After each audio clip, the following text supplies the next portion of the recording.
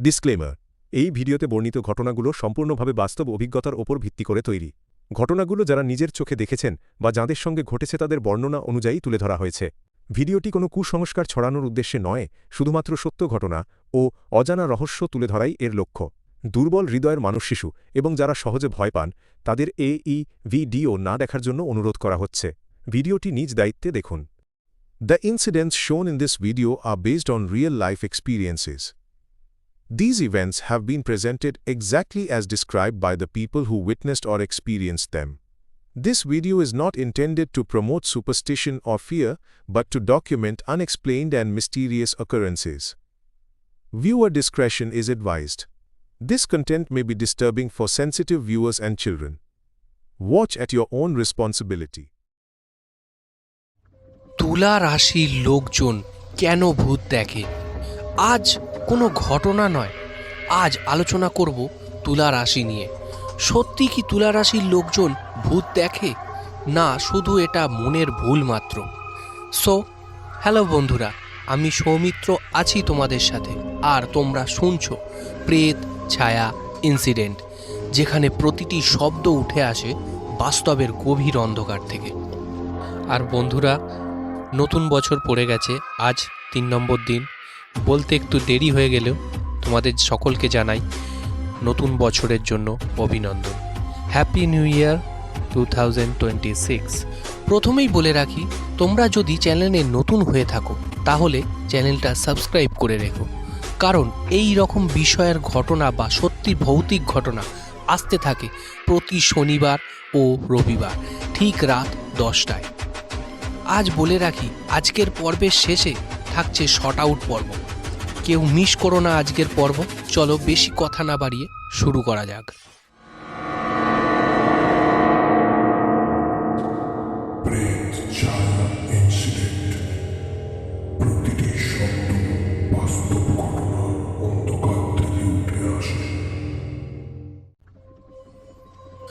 গভীর রাত, চারপাশ নিস্তব্ধ। হঠাৎ মনে হয় কেউ যেন পিছনে দাঁড়িয়ে আছে। ঘাড় ঘুরিয়ে তাকাও, কেউ নেই, কিন্তু অনুভূতিটা যায় না। অনেক মানুষ আছে যারা জীবনে অন্তত একবার বলেছে, আমি কিছু একটা দেখেছিলাম, কিন্তু সেটা কি ছিল আজও বুঝতে পারিনি। আজ আমরা কথা বলবো তুলা রাশি নিয়ে, কারণ জ্যোতিষশাস্ত্রে বলা হয় এই রাশির মানুষেরা অনুভূতি শক্তি সাধারণ মানুষের চেয়ে অনেক বেশি। প্রশ্ন একটাই, তারা কি সত্যি ভূত দেখে, নাকি এর পিছনে লুকিয়ে আছে অন্য কোনো রহস্য?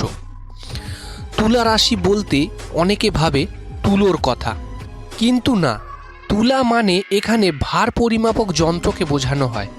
সাধারণত তুলা বা ভার পরিমাপক যন্ত্র যখন দুটি পাল্লা সমান মাপে আসে বা সমান্তরাল হয়, তখনই এই তুলা কথার নামটি সার্থক হয়।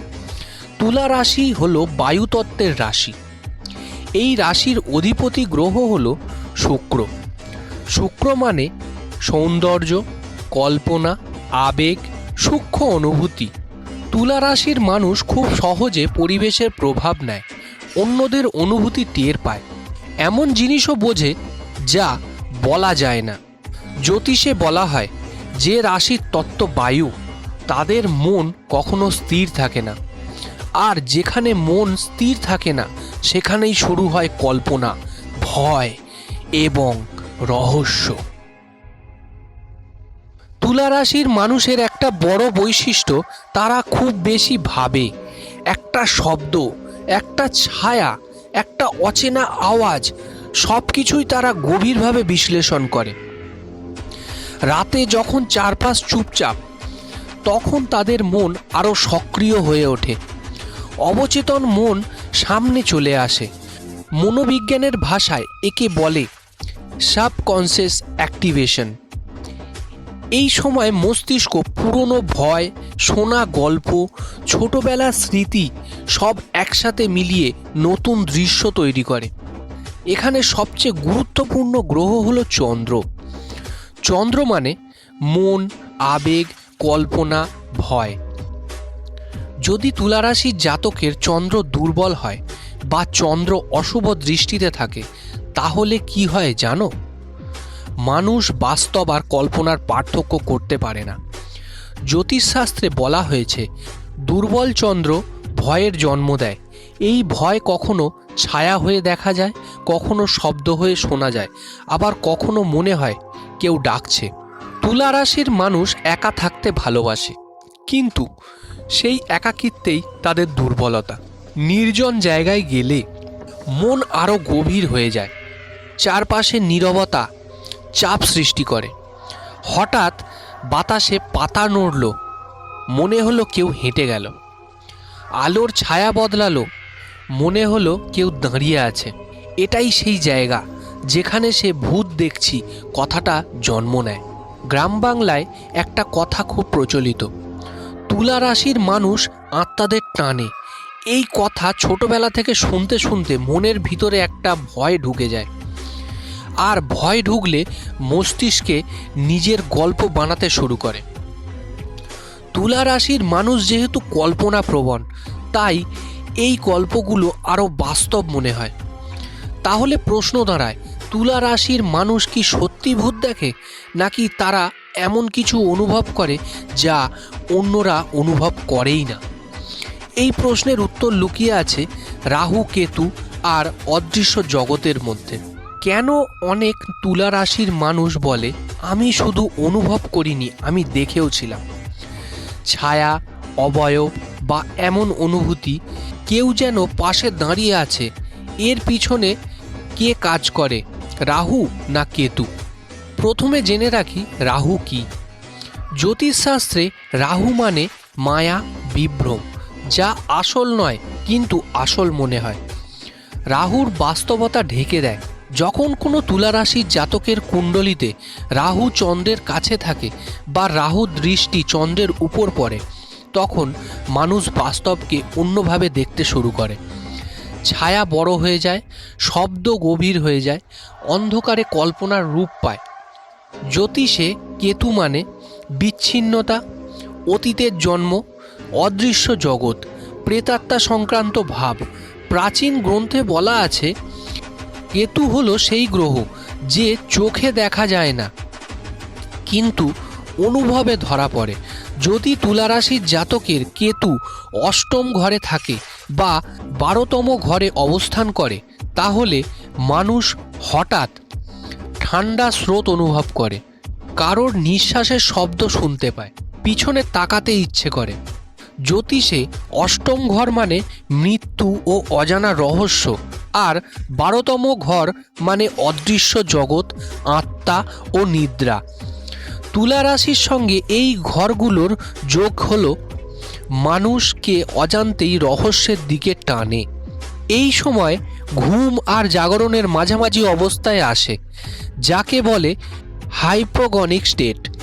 এই অবস্থায় মানুষ চোখ খোলা রেখে স্বপ্ন দেখে, অবয়ব, ছায়া, মুখ দেখতে পায়। অনেকেই ভাবে আমি ভূত দেখছি। লক্ষ্য করে দেখবে বেশিরভাগ ঘটনা বলা হয় রাতের, কারণ রাত 12টার পর চন্দ্রের প্রভাব বাড়ে, মন ক্লান্ত হয়, যুক্তিবোধ দুর্বল হয়। তুলা রাশির মানুষের ক্ষেত্রে এই সময় মন আরও গভীরে চলে যায়। একটা শব্দ হঠাৎ বুক ধকধক করে, একটা ছায়া পা জমিয়ে দেয়। এই মুহূর্তে মস্তিষ্কের সিদ্ধান্ত নিয়ে ফেলে এটা স্বাভাবিক নয়। অনেক তুলা রাশির মানুষ বলে আমি বিশ্বাস করতাম না, কিন্তু সেদিন যা দেখলাম। এখানেই লোকবিশ্বাস কাজ করে। ছোটবেলা থেকে শোনা শ্মশান, পুরনো বাড়ি, গাছের তলা, এই সব স্মৃতি অবচেতন মনে জমে থাকে। রাহু সেই স্মৃতিগুলোকে জাগিয়ে তোলে, কেতু তাতে রহস্য ঢালে। ফল হয় একেবারে বাস্তব মনে হওয়ার অভিজ্ঞতা। তাহলে এখন প্রশ্ন আরও গভীর, সবটাই কি মনের খেলা, নাকি কিছু ঘটনা সত্যি ব্যাখ্যার বাইরে? কিছু মানুষ কেন এই জায়গায় একই ছায়া একই সময় দেখতে পায়? ধরা যাক সবটাই যদি কল্পনা হয়, তাহলে প্রশ্ন আসে কেন কিছু মানুষ আজও বলে আমি নিশ্চিত ওটা আমার মনের ভুল ছিল না? কেন তুলা রাশির লোকেরা এই অভিজ্ঞতার কথা বেশি বলে? জ্যোতিষশাস্ত্রে খুব পরিষ্কারভাবে বলা হয় ভূত দেখা কোনো রাশির বৈশিষ্ট্য নয়, বরং কিছু মানসিক ও গ্রহগত অবস্থার ফল। তুলা রাশির ক্ষেত্রে যা ঘটে, মন খুব সূক্ষ্ম, আবেগ গভীর, অনুভূতি প্রবল। এই তিনটি একসাথে হলে মানুষ বাস্তবের চেয়ে অনুভবকে বেশি সত্য মনে করে। তাই তুলা রাশির লোকেরা দেখে না, তারা আগে অনুভব করে। প্রাচীন জ্যোতিষশাস্ত্রে ভূত শব্দটা আজকের মতো সরল ছিল না। ভূত মানে ছিল অতীতের শক্তি, জমে থাকা আবেগ, কোনো জায়গার স্মৃতি। তুলা রাশির মানুষ এই শক্তি সহজে ধরতে পারে। যেমন পুরনো বাড়িতে ঢুকলে হঠাৎ ভারী লাগা, সবাই বলে কিছুই তো নেই, কিন্তু তুলা রাশির মানুষ বলে কিছু একটা আছে। এই কিছু একটাই রহস্য। বিজ্ঞানের ভাষায় একে বলে এনভিরনমেন্টাল মেমোরি, যেখানে পুরনো ট্রাম, মানুষের ভয়, মৃত্যুর ইতিহাস জায়গার সঙ্গে জুড়ে যায়। তুলা রাশির মস্তিষ্ক এই সিগন্যালগুলি বেশি রিসিভ করে, ফলে ঠান্ডা লাগা, শিরদাঁড়াবে কাঁপুনি, মনে হয় কেউ তাকিয়ে আছে। এই অনুভূতিকে মানুষ নাম দেয় ভূতের। সব তুলা রাশি নয়, জ্যোতিষ মতে ঝুঁকিতে থাকে তারা যারা একা থাকে, রাতে বেশি জেগে থাকে, হরর কন্টেন্ট বেশি দেখে, অতিরিক্ত ভাবে। এই অবস্থায় মন দুর্বল হয়, কল্পনা নিয়ন্ত্রণে থাকে না। এখান থেকেই শুরু হয় ভয়, অভিজ্ঞতা ও বিশ্বাস। জ্যোতিষের একটাই উপদেশ দেয়, ভয়কে বিশ্বাস করো না, কারণ ভয় বিশ্বাসে পরিণত হলে মস্তিষ্ক সেটাকে সত্য বানিয়ে ফেলে। তুলা রাশির মানুষের জন্য সবথেকে ভালো নিয়ম হচ্ছে নিয়মিত ঘুম, একা একা ভয়ঙ্কর জায়গায় না থাকা, রাতের বেলায় হরর কন্টেন্ট কমানো। এতে অভিজ্ঞতাগুলো নিজের থেকেই কমে যায়। তুলা রাশির মানুষ ভূত দেখে না, তারা এমন জিনিস অনুভব করে যা সবাই অনুভব করতে পারে না। কেউ যেখানে বলে এটা কিছু না, তুলা রাশির মানুষ সেখানে বলে এখানে কিছু একটা আছে। এই পার্থক্যটাই তাদের শক্তি এবং একই সাথে দুর্বলতাও। শেষে শুধু এইটুকুই বলবো, ভূত অন্ধকারে থাকে না, ভূত থাকে মানুষের ভয়ের ভেতরে। আর তুলা রাশির মানুষ ভয়কে খুব কাছ থেকে চেনে। তো আজ এখানেই শেষ করছি, এবার শর্ট আউট সেকশানে চলে যাই। আগের পর্বে কমেন্ট করেছিল প্রিয়া খান 8786, সে লিখেছে ভালো লাগলো শুনে।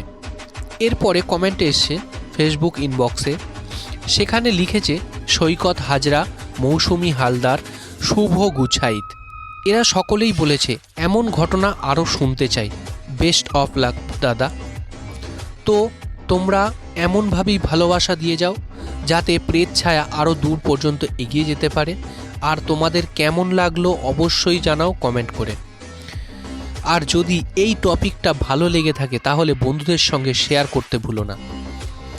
আর তোমরাও যদি তোমাদের লাইফে ঘটে যাওয়া কোনো বাস্তব সত্যি ভৌতিক ঘটনা আমার সাথে শেয়ার করতে চাও তাহলে আমাকে লিখে পাঠাও। আমার হোয়াটসঅ্যাপ নাম্বার দেওয়া থাকবে ডেসক্রিপশান সেকশানে। আজকের জন্য টাটা। তোমরা এতক্ষণ শুনছিলে প্রেত ছায়া ইনসিডেন্ট। এখানে প্রতিটি শব্দ উঠে আসে বাস্তবের গভীর অন্ধকার থেকে।